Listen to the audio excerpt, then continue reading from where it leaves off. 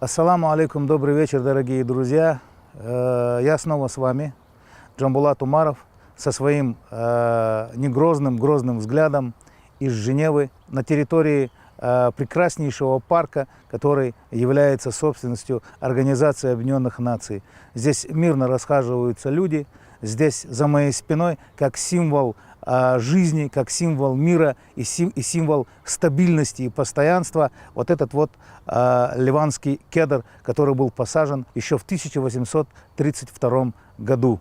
Всю эту ауру очень гармонично поддерживают две этих маленьких серых утки, которые лежат под этим очень серьезным синим флагом, под которым решаются судьбы мира. Мы тоже немного поучаствовали в этом процессе. Мы сразу же пришли на 41-ю сессию Совета ООН по правам человека, где рассматривался очень больной для нашей страны вопрос о Сирии.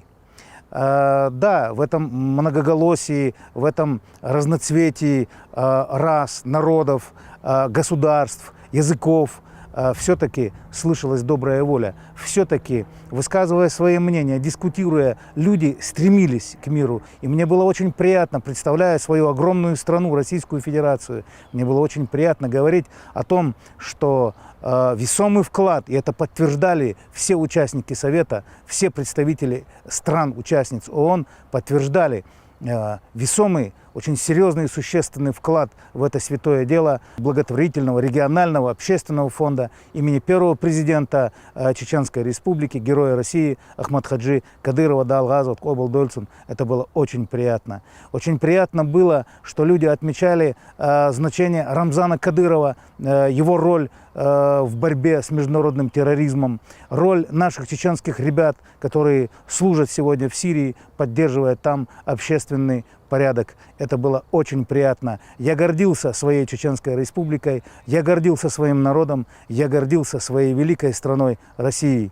Мое выступление, которое оказалось резонансным непосредственно на 41-й сессии, плавно перетекло в очень легкую, с таким взаимным пониманием, содержательную беседу с представителем Сирии, полномочным представителем этой страны здесь, в Женеве, господином Хуссаном Эддином Ааля, с которым мы нашли очень много разных точек соприкосновения. Мы говорили о разном. Мне было приятно слушать слова благодарности сирийца, высокопоставленного дипломата, который сказал: спасибо вам огромное, вам, чеченцам, вам, Чеченской Республике и России, за то, что вы восстанавливаете две великолепнейших жемчужины ислама в Сирии. Это Амиятская мечеть, которой 1300 лет, и мечеть имени полководца, великого мусульманского полководца Халида ибн аль-Валида.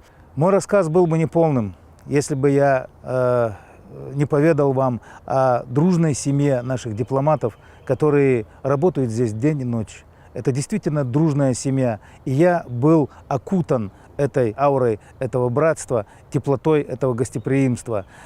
Спасибо. Спасибо этим воинам слова, этим воинам убеждения, которые сегодня отстаивают государственные интересы нашей страны. Во время встречи с постоянным представителем Российской Федерации в Женеве Гатиловым Геннадием Михайловичем я подарил книгу своему новому другу, блестящему дипломату. И в нашей с ним беседе о славной истории нашего города, о том, как он возродился из пепла, вдруг прозвучало слово, и это слово оказалось ключевым, для меня ключевым, слово «прорыв». Потому что прошло время оправданий для России и Чеченской Республики, наступило время настоящего прорыва, но, разумеется, в строгих рамках дипломатической риторики. С вами был я, Джамбулат Умаров.